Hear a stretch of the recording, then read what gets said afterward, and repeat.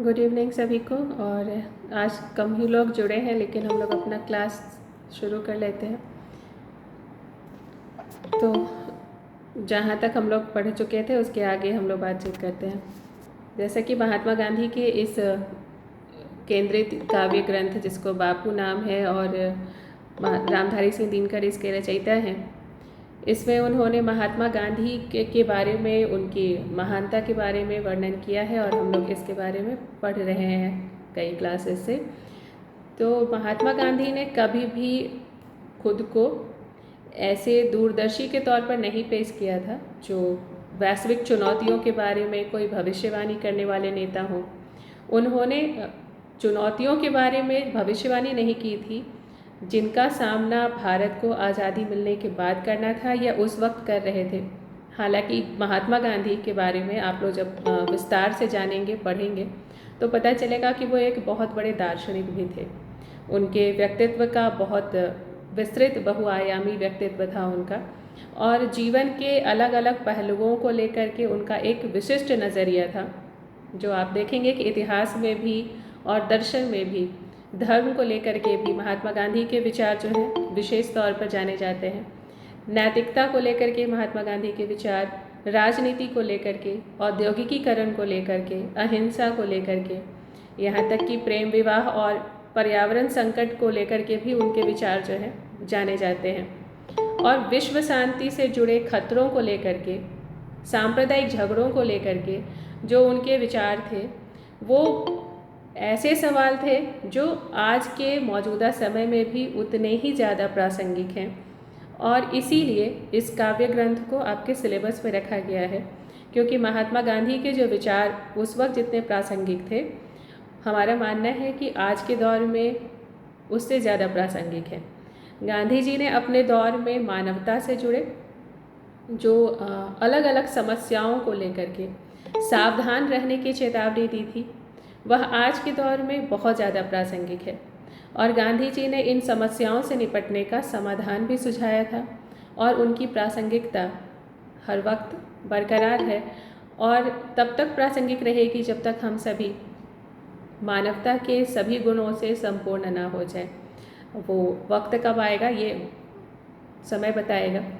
और 19वीं सदी के अंत में दक्षिण अफ्रीका से शुरू हुआ और भारत में 30 जनवरी 1948 को जो एक हिंसक अंत से समाप्त होने वाले महात्मा गांधी, मोहनदास करमचंद गांधी जिनका पूरा नाम था, उनकी जो संपूर्ण यात्रा है, जो एक चुनौती की तरह रही है, और उन्होंने इस चुनौतीपूर्ण जीवन को जिया।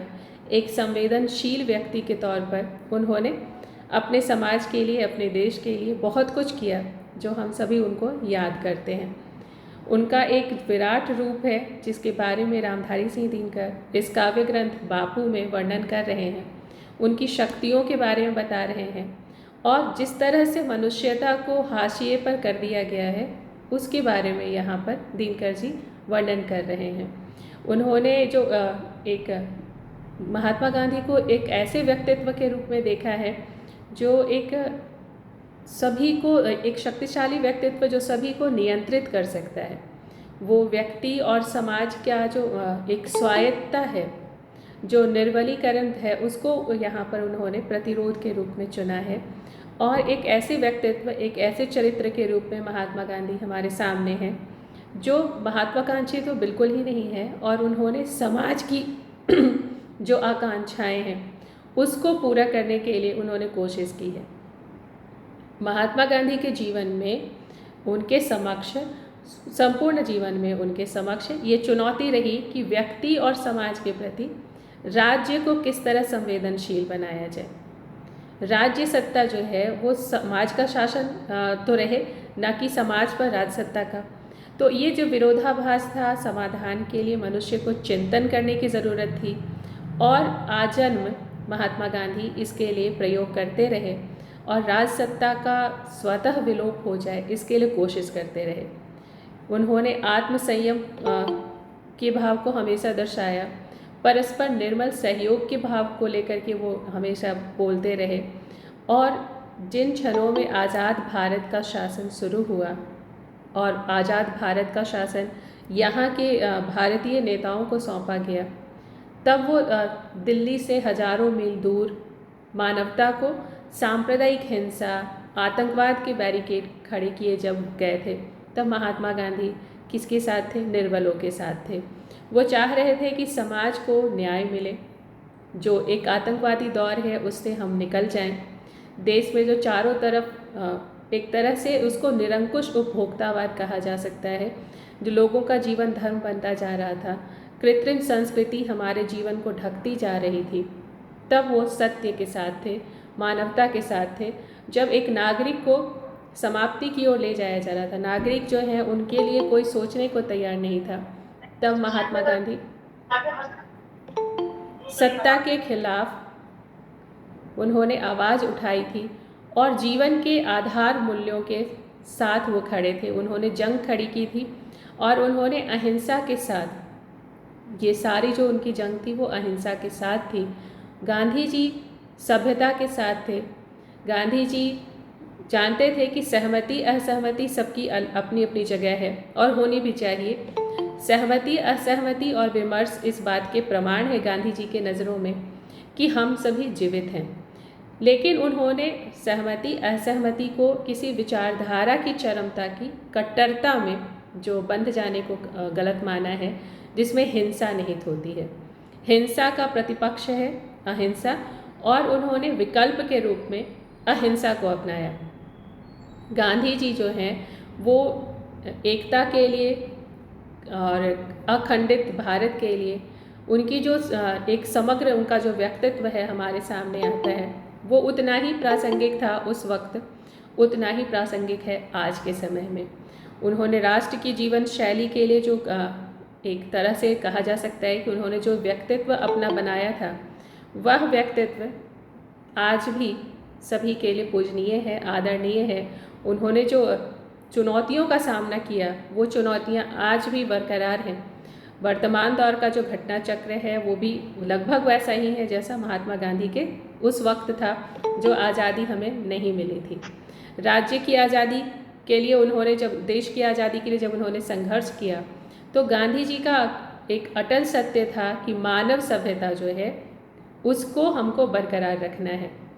उनका कहना था कि सभ्यता में हम आगे बढ़ेंगे ही, लेकिन मानव सभ्यता की यात्रा जो आगे बढ़ रही है वो मानवता को साथ लेकर चले। ऐसा ना हो कि मनुष्य जो हैं वो मानवता को भूल जाएं और हम सभी एक दूसरे के दुश्मन बन करके कभी भी तरक्की नहीं पा सकते हैं।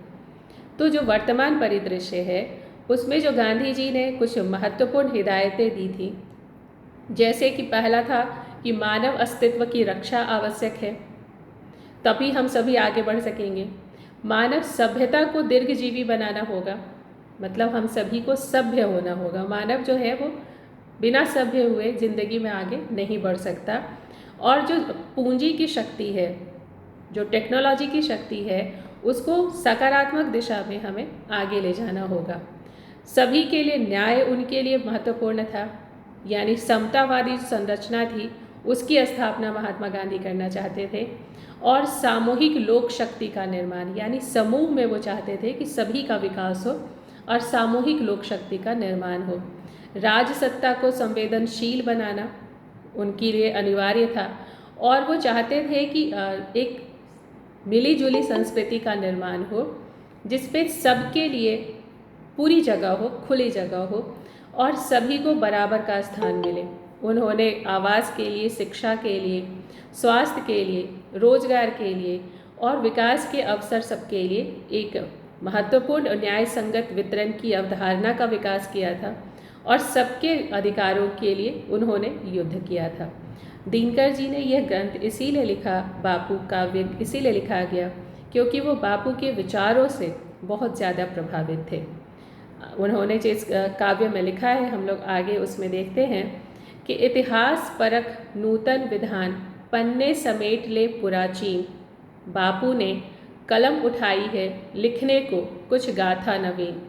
थी पड़ी दृष्टि पहले भी क्या तेरी ऐसे नरनामी पर, जो खुले पांव निःशंक घूमता हो सांपों की बांबी पर।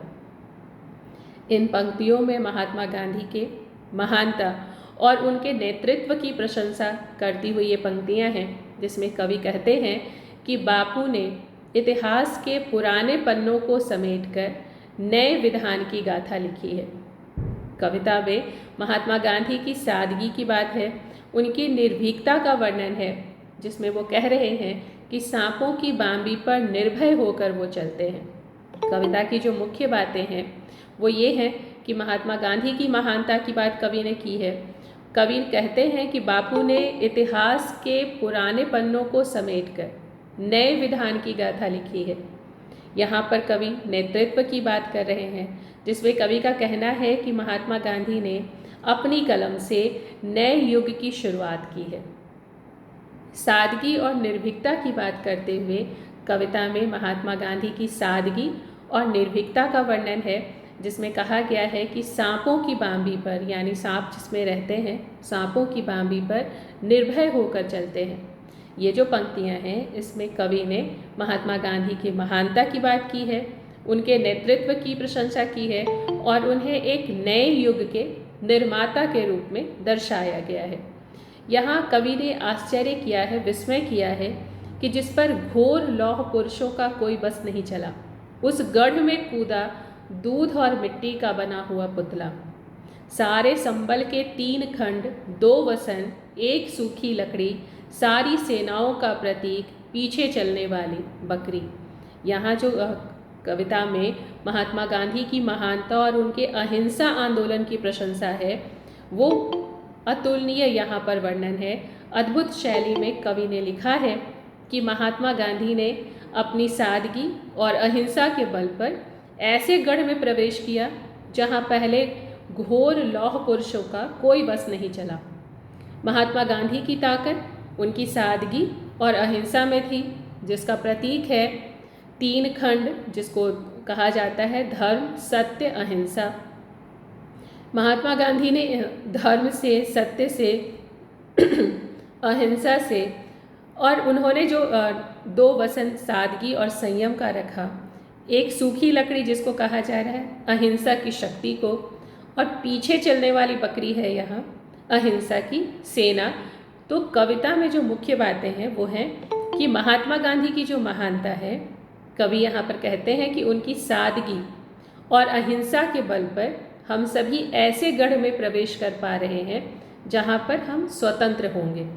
कवि का कहना है कि महात्मा गांधी की ताकत उनकी सादगी में है और अहिंसा में है। यहाँ पर उन्होंने सादगी और संयम को उनकी सबसे बड़ी ताकत बताया है। महात्मा गांधी की महानता और उनके अहिंसा आंदोलन की प्रशंसा की है उन्होंने, और उनको एक ऐसे युग के निर्माता के रूप में दर्शाया है जो मानवता के पक्ष में है। यहाँ पर कवि ने लिखा है कि दानव की आँखों में अशंक अपनी आँखें डालते हुए, कुछ घृणा कलह से नहीं, प्रेम से ही उसको सालते हुए बापू आगे जा रहे हैं। जहर की बाढ़ निघटती जाती है, सहमी सहमी सी अनी तिमिर की पीछे हटती जाती है। यहाँ पर गांधी जी की जो अहिंसा की नीति थी, उस अहिंसा की नीति की प्रशंसा की गई है, जिसमें कवि का कहना है कि महात्मा गांधी ने अत्याचारियों को, यानी दानवों को, उनकी आँखों में निर्भीकता से अपनी आँखें डालकर प्रेम से उनको समझाते हुए बापू आगे जा रहे हैं, बापू आगे बढ़ रहे हैं, और जहर की जो बाढ़ है वो धीरे धीरे घटती जाती है।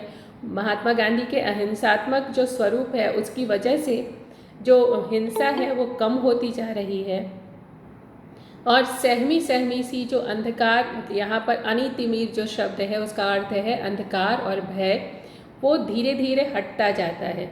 तो अहिंसा के मार्ग से अंधकार और भय दूर होते जा रहे हैं।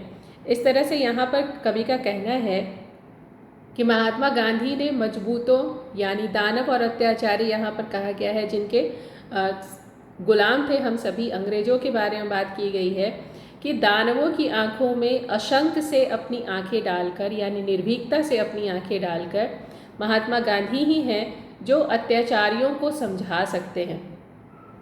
यहाँ कवि ने कहा है कि महात्मा गांधी की सादगी और संयम जो है वो उनकी सबसे बड़ी ताकत थी, और जिसकी वजह से उन्होंने अहिंसा के मार्ग से चलते हुए हिंसा को कम किया है।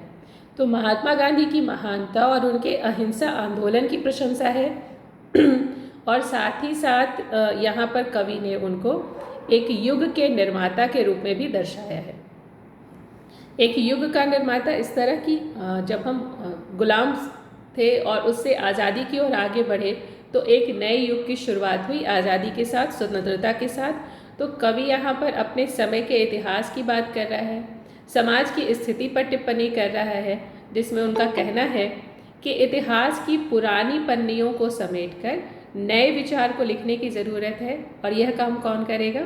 महात्मा गांधी यानी बापू ने अपनी कलम से किया है। यहाँ पर कवि का पूछना है कि क्या पहले भी ऐसा कोई व्यक्ति आया था, यानी महात्मा गांधी के पहले कोई ऐसा था जो निडर हो करके सांपों की बांभी पर चलता हो। यहाँ कवि महात्मा गांधी के साहस और निडरता की प्रशंसा कर रहे हैं, जिन्होंने भारतीय स्वतंत्रता संग्राम में महत्वपूर्ण भूमिका निभाई थी। और ये जो पंक्तियाँ हैं इसमें कवि इतिहास, समाज और स्वतंत्रता की भावना को व्यक्त कर रहे हैं, साथ ही महात्मा गांधी को एक ऐसे प्रतीक के रूप में प्रस्तुत कर रहे हैं जिन्होंने नए विचारों को स्वतंत्रता की लड़ाई में महत्वपूर्ण योगदान दिया था। जब कवि के यहाँ पर पंक्तियाँ हैं कि वह सुनो सत्य चिल्लाता है, ले मेरा नाम अंधेरे में, करुणा पुकारती है मुझको आबद्ध घृणा के घेरे में, श्रद्धा मैत्री विश्वास प्रेम बंदी है मेरे सभी लोग, धिक्कार मुझे जो सहूँ किसी के भय से मैं इनका वियोग। ये जो पंक्तियाँ हैं इसमें कविता में महात्मा गांधी की विचारधारा और आदर्शों को प्रकट करते हुए कवि का कहना है कि सत्य और करुणा की जो आवाज़ थी वो अंधकार में भी सुनाई देती है। महात्मा गांधी के जो आदर्श हैं, जिसमें श्रद्धा है, मैत्री है, विश्वास है और प्रेम है, यह सब कुछ उनके जो अनुयायी हैं, उनको मानने वाले जो हैं भारतवासी, उनके हृदय में बसे हैं। महात्मा गांधी की जो सबसे बड़ी ताकत, जिसके बारे में इस कविता में बार बार वर्णन आया है, सत्य और अहिंसा का मार्ग है। महात्मा गांधी किसी भी प्रकार के भय से नहीं डरते हैं और अपने आदर्शों के लिए वो हमेशा खड़े रहते हैं। तो इस कविता में जो मुख्य बातें हैं वो है कि सत्य और करुणा की बात यहाँ पर कवि ने की है कि सत्य और करुणा की जो आवाज़ है वो अंधेरे में भी सुनाई देती है। महात्मा गांधी के आदर्शों की बात की गई है, जिसमें श्रद्धा, मैत्री, विश्वास और प्रेम की बात है। तो उनके जो अनुयायी हैं वो उनके हृदय में ये सारी बातें बसी हुई हैं। साहस और निर्भीकता की बात है तो कवि कहते हैं कि महात्मा गांधी किसी भी प्रकार के भय से नहीं डरते हैं और अपने आदर्शों के लिए हमेशा तत्पर हैं। महात्मा गांधी की विचारधारा की बात है इस पंक्तियों में, उनके आदर्शों को प्रकट किया गया है और साथ ही साथ उनको एक महान नेता और आदर्शवादी व्यक्तित्व के रूप में यहाँ पर दर्शाया गया है। तो यह जो कविता है वो महात्मा गांधी की महानता, उनके बलिदान की प्रशंसा करती है, जिसमें कवि का कहना है कि महात्मा गांधी देवताओं की रक्षा के लिए तैयार हैं, जो सत्य और न्याय के लिए लड़ रहे हैं। महात्मा गांधी कारागृह में जाने के लिए तैयार हैं या फिर आग में जलने के लिए भी तैयार हैं। वो अकेले ही आगे बढ़ने को तैयार हैं, क्योंकि उनका जो मार्ग है वो सत्य और अहिंसा का मार्ग है और इस मार्ग पर जो लोग चलते हैं उनको अकेले ही आगे बढ़ना होता है। तो अपने आदर्शों के लिए बलिदान देने को तैयार है बापू। और कविता में बापू की जो महानता का वर्णन है उसमें कवि ने कहा है कि महात्मा गांधी देवताओं की रक्षा के लिए तैयार हैं। कवि कहते हैं कि महात्मा गांधी सत्य और न्याय के लिए लड़ रहे हैं और कवि का कहना है कि महात्मा गांधी अपने आदर्शों के लिए बलिदान देने को तैयार हैं। उनका कहना है कि अहिंसा और साहस के मार्ग पर चलने वाले महात्मा गांधी महान हैं और उनके बलिदान को प्रकट करता यह महाकाव्य उनके एक महान नेता के रूप में, आदर्शवादी व्यक्तित्व के रूप में इस काव्य में उनको दर्शाया गया है।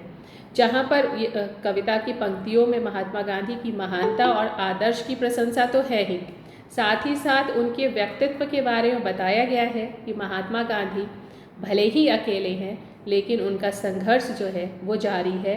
वे अपने आदर्शों के लिए लड़ रहे हैं जिन्हें कोई भी नुकसान पहुंचा सकता है, लेकिन महात्मा गांधी को पता है कि उनका जो मार्ग है वो सही है, क्योंकि वे मैत्री के मार्ग पर चल रहे हैं, वे विश्वास के मार्ग पर चल रहे हैं और अहिंसा के मार्ग पर चल रहे हैं।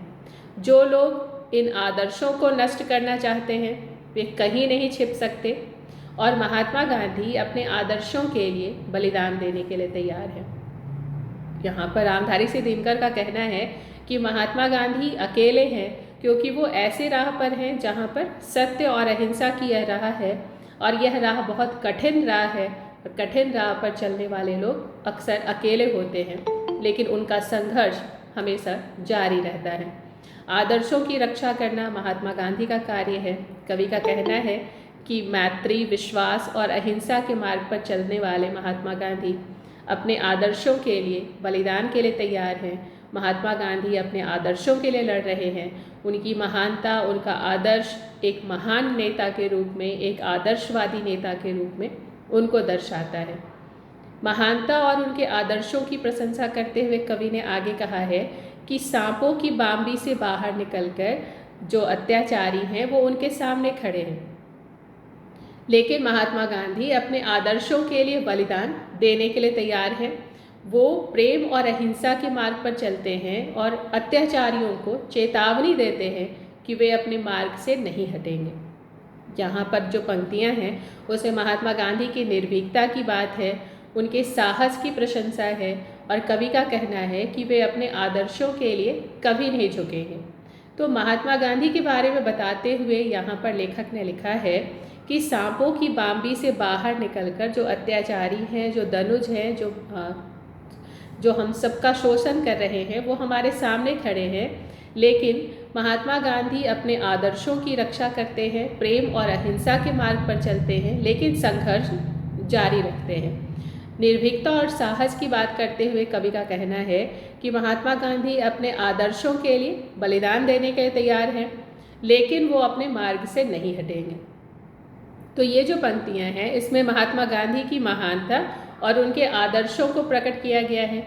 एक महान नेता के रूप में, एक आदर्शवादी के रूप में यहाँ पर दर्शाया गया है। जब कविता की पंक्तियाँ हैं, बांबी बांबी पर घूम घूम मैं तब तक अलख जगाऊंगा, जब तक न हृदय की सीता को तुमसे वापस फिर पाऊंगा, या दे दूंगा मैं प्राण कमंडल में हो चाहे जो उपाधि, मानवता की जो कब्र वही गांधी की भी होगी समाधि। तो ये जो पंक्तियाँ हैं इसमें कविता के दो छंद हैं जो भारतीय स्वतंत्रता संग्राम और राष्ट्रवाद की भावना को व्यक्त करते हैं। कवि अपने देश की आज़ादी के लिए संघर्ष करने, अपने आदर्शों के लिए बलिदान देने की भावना को व्यक्त कर रहे हैं। कविता में बांबी बांबी पर घूम घूम कर अलख जगाने का अर्थ है कि कवि अपने देश की स्वतंत्रता के लिए हर जगह जाकर अपनी आवाज़ उठाएंगे। हृदय की जो सीता को वापस लाने का यहाँ पर एक संकेत दिया गया है, उसका अर्थ है कि कवि अपने देश को फिर से स्वतंत्र और समृद्ध देखना चाहते हैं। यहाँ कवि का कहना है कि वह अपने प्राण दे देंगे, चाहे उसे कोई भी उपाधि मिले, लेकिन मानवता की कब्र पर गांधी की समाधि बनाई जाएगी। यहाँ कवि गांधी को अपना आदर्श मान रहे हैं और उनके विचारों को आगे बढ़ाने के लिए तैयार हैं। यह जो कविता की पंक्तियाँ हैं यहाँ भारतीय स्वतंत्रता संग्राम के दौरान जो हमारे परिवेश में मौजूद थी परिस्थितियाँ, उनका वर्णन है। कवि ने अपने देश की स्वतंत्रता के लिए संघर्ष करने और बलिदान देने की भावना को यहाँ पर व्यक्त किया है। आगे वो लिखते हैं कि वर्षा की देवी से प्रार्थना करते हुए पाताल, तलातल और अतल वितल जैसे भूमिगत लोगों को फोड़ करके अपनी वर्षा की धारा से पृथ्वी को भर दे। और इस तरह वो कहते हैं कि बापू महात्मा गांधी को कि विष की कारा से मुक्ति दिलाए।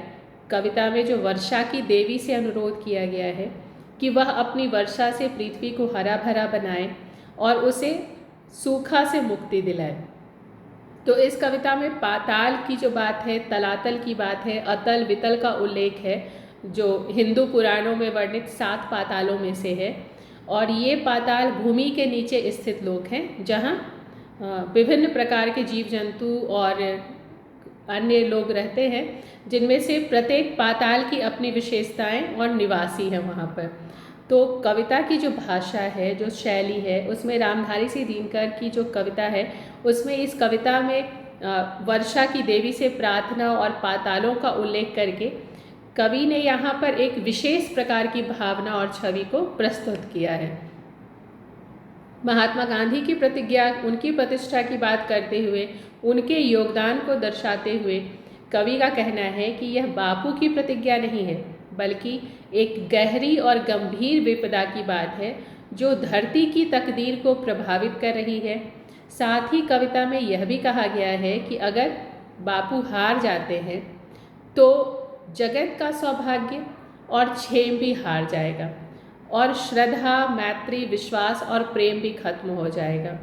ये कौन है भाई संजना सिंह? क्यों हंसी आ रही है आपको? वो मैम थोड़ा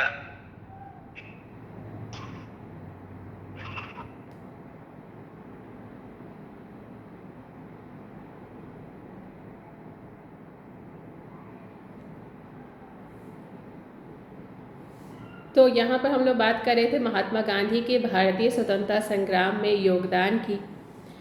ये जो उन्होंने सत्य और अहिंसा के माध्यम से अंग्रेज़ों के खिलाफ लड़ाई लड़ी और भारत को स्वतंत्रता दिलाने में महत्वपूर्ण भूमिका निभाई, तो उनके नेतृत्व में कई आंदोलन हुए, जैसे असहयोग आंदोलन, सविनय अवज्ञा आंदोलन, भारत छोड़ो आंदोलन।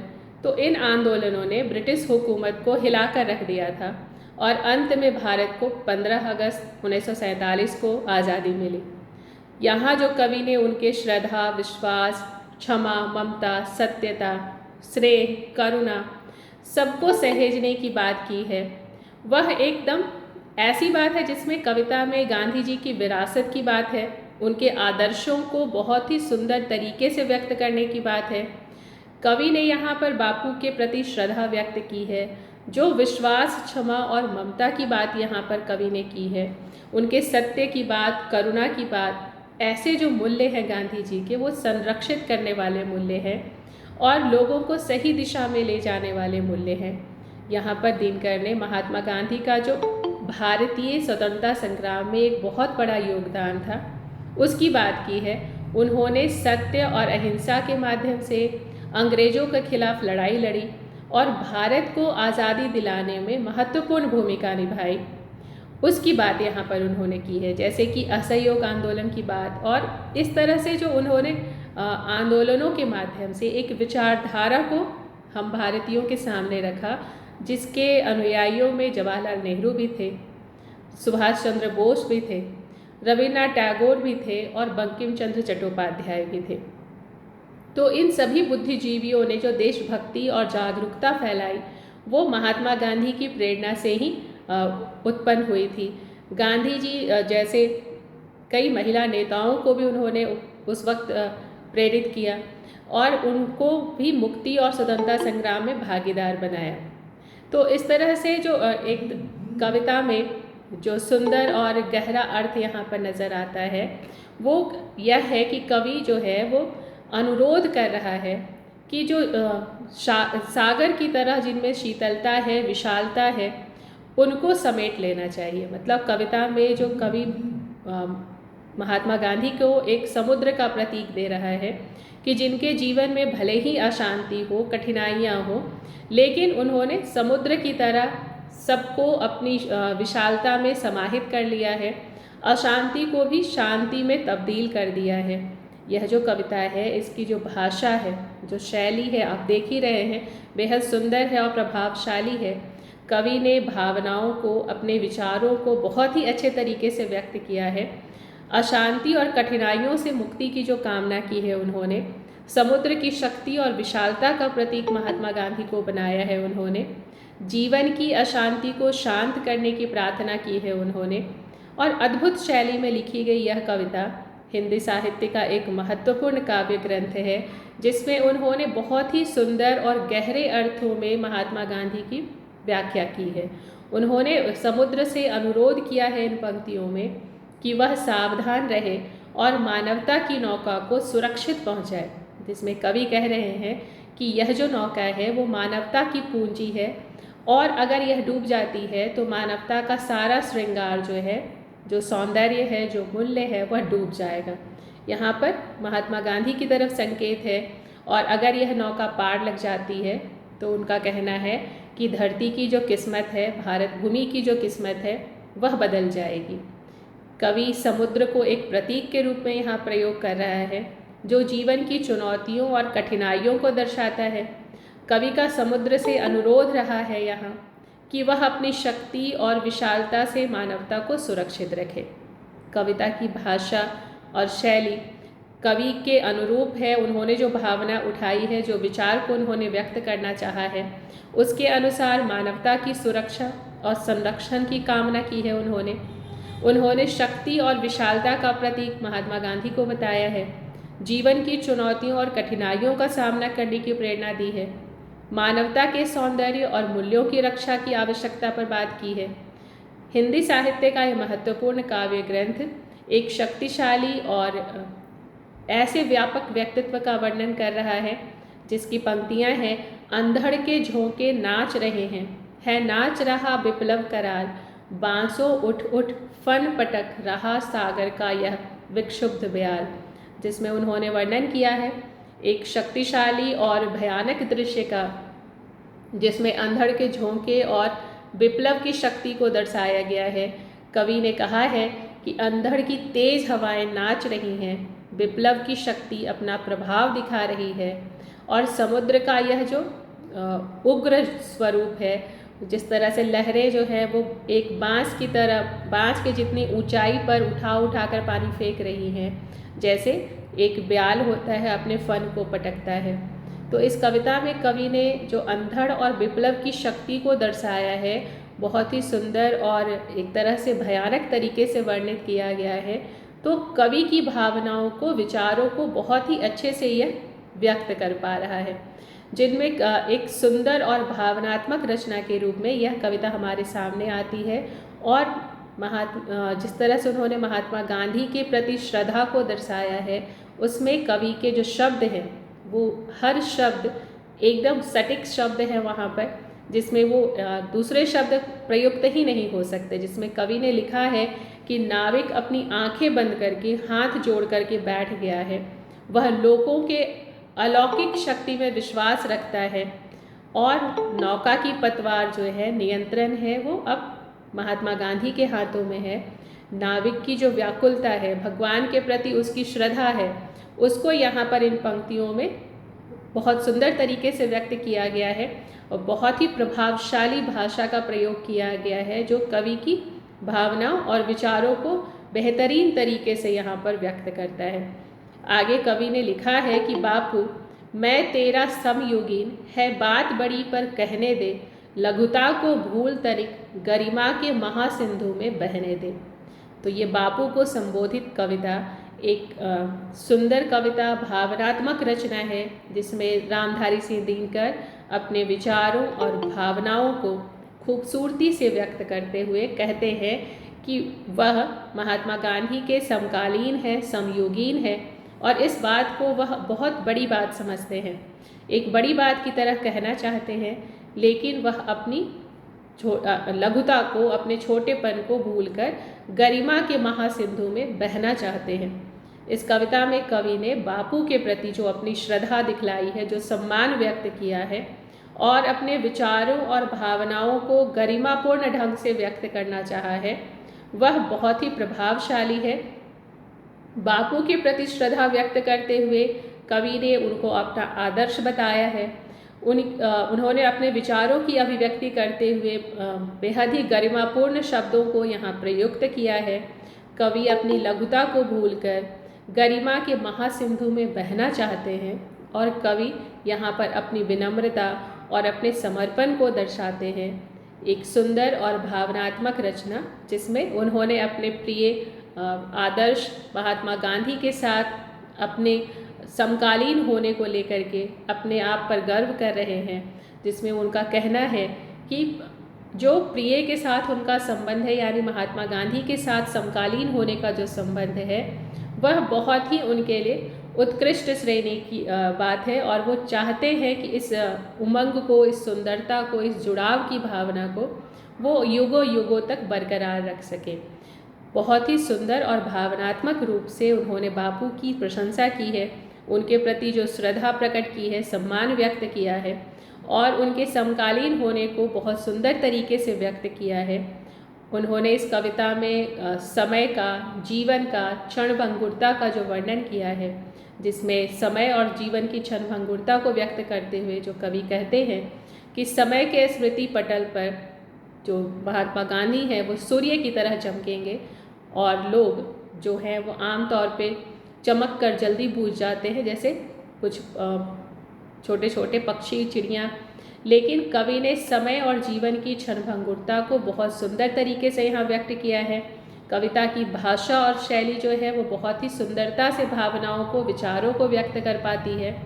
उन्होंने यहाँ पर महात्मा गांधी के प्रति जो श्रद्धा व्यक्त की है वह कवि देश को बापू के योगदान को याद दिलाने के लिए यहाँ प्रयुक्त कर रहे हैं और अपने समय में उनके विचारों को आगे बढ़ाने की जो प्रतिबद्धता है उसको व्यक्त कर रहे हैं।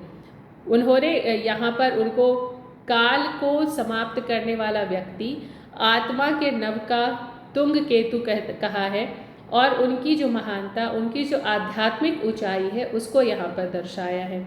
उन्होंने कहा है कि बापू जो है मर्त्य अमर्त्य स्वर्ग पृथ्वी भू नभ का महासेतु कहा गया है उनको यहाँ पर, जो उनके जीवन और कार्यों के महत्व को यह पंक्तियाँ प्रकट करती हैं और विरासत के रूप में, एक सेतु के रूप में उन्होंने उनको दर्शाया है।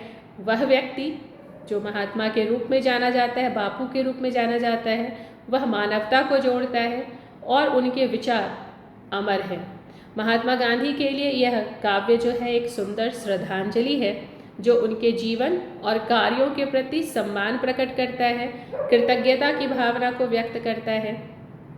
कवि ने कहा है यहाँ कि तेरा विराट यह रूप कल्पना पट पर नहीं समाता है, जितना कुछ कहूँ मगर कहने को शेष बहुत रह जाता है। यह जो पंक्तियाँ हैं जिसमें उन्होंने कहना चाहा है कि तुम्हारी जो महानता है, तुम्हारी जो विराटता है, मेरी कल्पना मस्तिष्क पर नहीं आ सकती और जितना भी मैं तुम्हारे बारे में कहूँ बहुत कुछ अनकहा रह जाता है।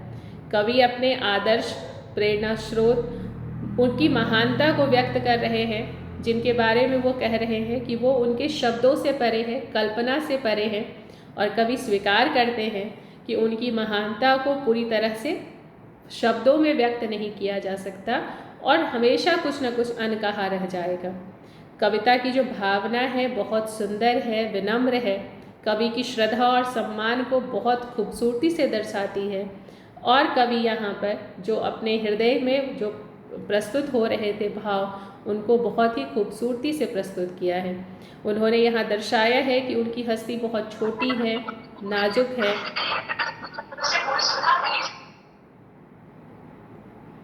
और वो अपने आदर्श और प्रेरणा स्रोत के सामने खड़े होने में असमर्थ हैं। इस बात को उन्होंने स्वीकार किया है। अपने आदर्श की महानता के सामने वो बहुत छोटे हैं, उनकी ऊंचाई तक नहीं पहुंच सकते। यह विनम्रता भी उन्होंने दिखलाई है। कविता में जो भावना है महात्मा गांधी को लेकर के, वो बहुत ही सुंदर भावना है, विनम्र भावना है और कवि की श्रद्धा और सम्मान को दर्शाती हुई भावना है।